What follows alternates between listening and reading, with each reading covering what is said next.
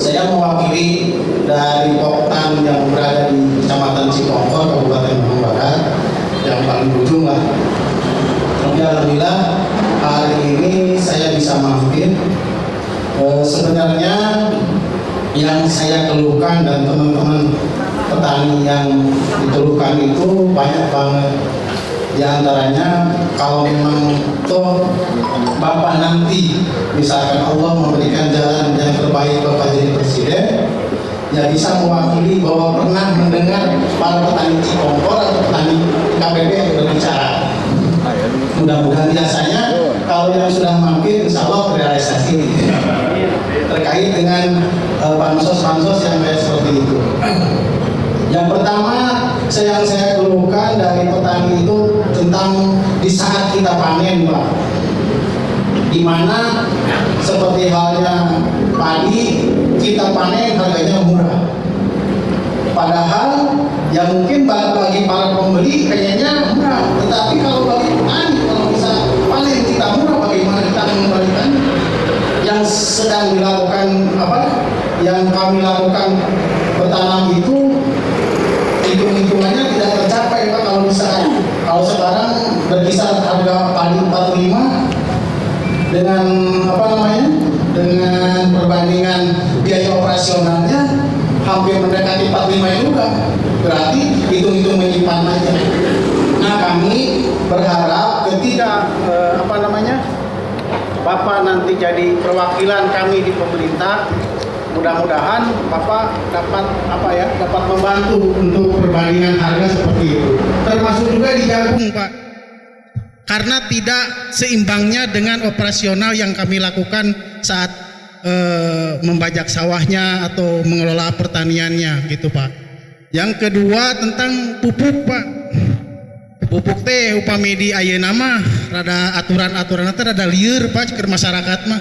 Da saleresna nama upami ninggal masyarakat mah teu ribet-ribet amat, Pak, sebenarnya mah, Pak.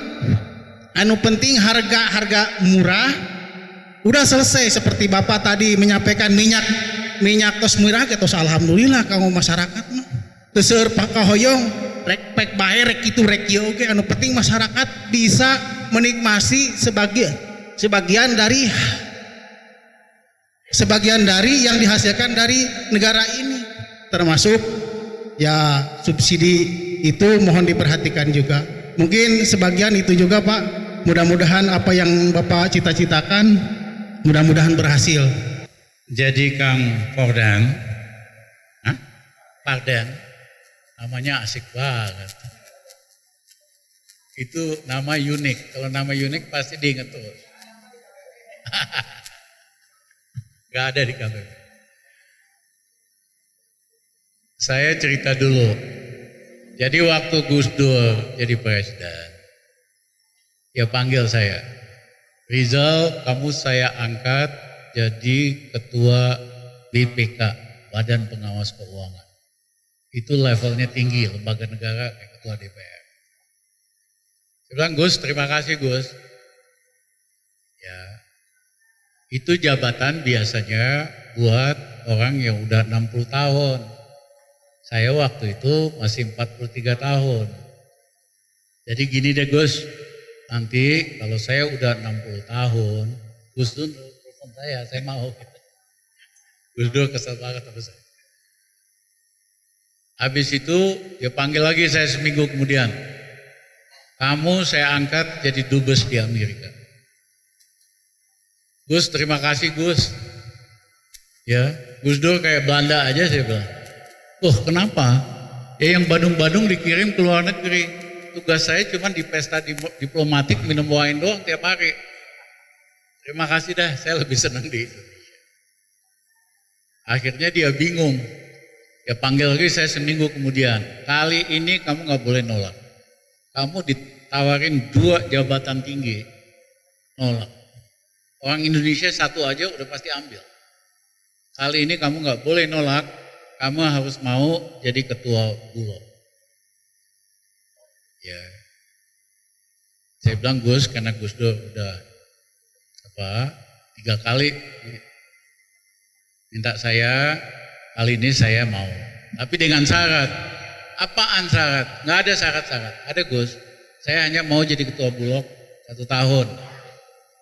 Kita beresin, nanti kalau udah 1 tahun, Gus Dur pecat saya, atau saya ngundurin diri. Mohon maaf, waktu itu saya ekonom paling mahal di Indonesia. Mahal banget dah. Saya disuruh nulis di Bisnis Indonesia, cuma 2 halaman, seminggu 2 kali. Waktu itu saya dibayar $2.000. Ya, gaji menteri aja di bawah $1.000 waktu itu. Saya diminta Kompas buat nulis di halaman 1, sebulan sekali doang, kita dibayar $2.500 tiap bulan. Ya, belum lain-lain lah. Ya, jadi kita memang lebih seneng jadi orang bebas aja. Ya. Nah, akhirnya saya setuju. Gus, tugas saya apa? Tugas kamu sederhana, katanya. Gus tuh enak aja ngomong sederhana. Tugas kamu bikin petani bahagia. Bagaimana caranya itu terserah. Message-nya kan sederhana banget itu. Bikin petani bahagia, terserah bagaimana caranya kamu. Ya udah, kita putar otak. Masalah utama kita pada waktu itu tahun 2000, banyak petani kena kredit macet, kredit usaha tani yang zaman Pak Habibie sama Mas Adi Sasono, banyak yang macet. Bunga berbunga 26 triliun. Petani diuber sama camat, sama polisi supaya bayar utangnya, kalau enggak tanahnya disita. Saya datang sama Gus Dur, Gus, kalau kita mau bikin bahagia petani, kita mesti beresin soal utang ini. Bagaimana caranya Rizal? Kita hapusin aja 26 triliun bunga berbunga. Gus Dur kaget, itu kan duit gede. Kita kan perlu duit buat yang lain-lain. Udah Gus, kalau yang lain nanti saya cariin. Kita kan banyak akal punya gitu. Yang kedua, kalau kita swita Gus, tanah petani ini terus dikuasain sama negara, terus negara mau ngapain? Gus Dur bilang, iya benar juga ya. Dikuasain sama negara, kita mau ngapain? Yang ketiga, Rizal, kamu ngapusin kredit 26 triliun, kamu yang ditandatangan, kamu bisa masuk penjara. Benar. Saya bilang, Gus, kalau ada yang mau nangkep saya, tangkap aja. Gue untung seperak aja kagak. Ini buat petani, ya kan? Silahkan aja kalau mau tangkep. Akhirnya kita tanda tangani, hapusin hutang petani 26 triliun. Petani happy, mulai bahagia kan? Saya tugasnya kan bikin petani bahagia. Nah, yang kedua bahagianya, saya naikin rasio harga gabah per harga pupuk. Biasanya zaman Pak Harto itu 1,5. Artinya kalau pupuknya 4.000, harga gabah harus 6.000, 1,5 kali. Waktu kami naikin 1,75. Jadi kalau harga harga pupuk 4.000, harga gabah harus 7.000-an. Sisanya itu di luar harga pupuk kan keuntungan petani 0,75. Sebetulnya sederhana.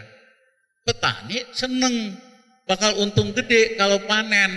Akhirnya dia naikin produksi. Kebetulan juga hujan lumayan bagus. Apa yang terjadi? 2 tahun pemerintahan Gus Dur kagak ada impor beras. Ribet nggak itu? Nggak ribet, gampang. Asal kita niatnya baik, amanah, kita nggak main gitu loh. Kalau nggak semua juga ribet. Nah, hari ini apa yang terjadi? Pupuk bersubsidi dikurangi. Sekarang tinggal 1/4-nya. 3/4-nya itu tidak disubsidi. Kenapa? Di sekitar Jokowi ada anak-anak muda pintar, milenial kayak kamu, jago IT, bujukin Jokowi. Ini lebih bagus Pak, kita atur pupuk petani pakai kartu pupuk Pak. Doyannya main kartu. Iya kan? Jadi yang mau dapat pupuk subsidi harus punya kartu pupuk, kartu tani, ya kan? Petani kita kan di atas 50 tahun, harus punya kartu tani, harus punya account di bank. Petani kita mah ke kantor bank yang gede aja udah gemeteran, suruh ngisi macam-macam formulir. Jadi kebanyakan nggak berani. Yang kedua, pupuk subsidi itu belinya di ibu kota kabupaten. Ini kan masalah yang tadinya sederhana. Zaman dulu pupuk itu dijual di KUD. Di setiap kecamatan pasti ada KUD-nya. Belinya di situ, nggak usah pakai kartu-kartuan. Tapi anak muda di sekitar Jokowi ini seneng main kartu karena dia dapat persentase. Kaya raya mereka. Tapi petani susah bener. Buat dapat yang disubsidi mesti ke ibu kota kabupaten. Jatahnya juga susah, masih punya kartu bank. Akhirnya nggak banyak yang bisa pakai yang nggak disubsidi. Dia pakai yang tidak disubsidi. Itu harganya lebih mahal. Rasionya harga gabah hari ini dengan harga pupuk tidak disubsidi 0,8. Kalau Mas nanam nih musim panen ini kan musim panen raya, pasti merugi 20%, pasti nambah miskin. Padahal sederhana, kalau kita pengen 5 komoditi supaya petani makmur, nggak bisa semua komoditi, 5 aja. 1 beras, 2 jagung, 3 gula, yang keempat bawang. Iya kan? Kita harus pastikan setiap petani nanam kelima ini, setiap tahun dia harus untung 15%. Negara lain bisa kok lakukan itu. Iya kan? Karena kalau panen dia untung 15%, dia senang banget, dia bahagia. 5 tahun pendapatan petani naik 2 kalinya. 15%, 5 tahun itu hampir 2 kalinya. Anak muda kita mau jadi petani. Hari ini dia nggak mau, dia lebih seneng ngojek. Padahal ngojek tuh makin lama dapatnya makin tipis. Kalau dia jadi petani, dibikin setiap 5 tahun petani kita nambah kaya 2 kali. Seneng nggak itu petaninya? Senang banget. Itu yang dilakukan oleh pemerintah Jepang, oleh partai LDP di Jepang. Sehingga partai LDP di Jepang dari sejak Perang Dunia Kedua puasa terus. Sebelumnya Perdana Menteri Abe, sekarang teman saya Yoshida, ya kan? Itu dari partai LDP. Karena partainya selalu belain petani dan pertanian. Pemimpin itu harus satu kata antara kata-kata dia, kebijakannya, sama tindakan. Semakin maju satu negara, demokrasi, semakin pemimpinnya itu konsisten, kata-kata, kebijaksanaan, sama tindakan. Jadi nggak susah-susah banget bikin rakyat kita makmur. Mas kebayang nggak kalau petani Indonesia di 5 komoditi aja ya, kalau yang lain sih saya nggak sanggup. Kalau banyak, di 5 komoditi itu, setiap 5 tahun dia pendapatannya naik 2 kali. Dia kan makin makmur. Anak muda mau jadi petani, lebih enak, udaranya lebih bagus, airnya lebih bersih, duitnya lebih kenceng dari ngojek. Ya.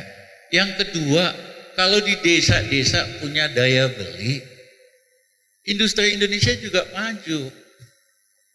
Kalau saudara ke Jepang atau ke Taiwan, petaninya tanahnya sempit-sempit, hanya setengah hektar.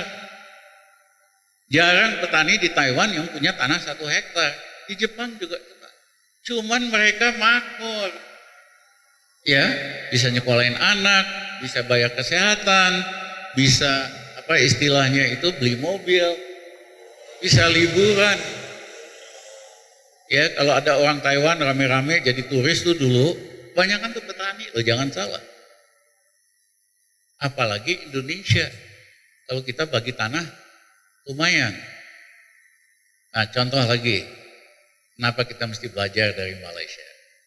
Dulu orang Malaysia itu kebanyakan tinggal hanya di barat Malaysia. Mahathir katakan, kalau orang Malaysia mau pindah jadi petani di timur Malaysia, dikasih tanah gratis 7 hektar. Dikasih kredit usaha tani. Tiap bulan dapat uang sampai panen.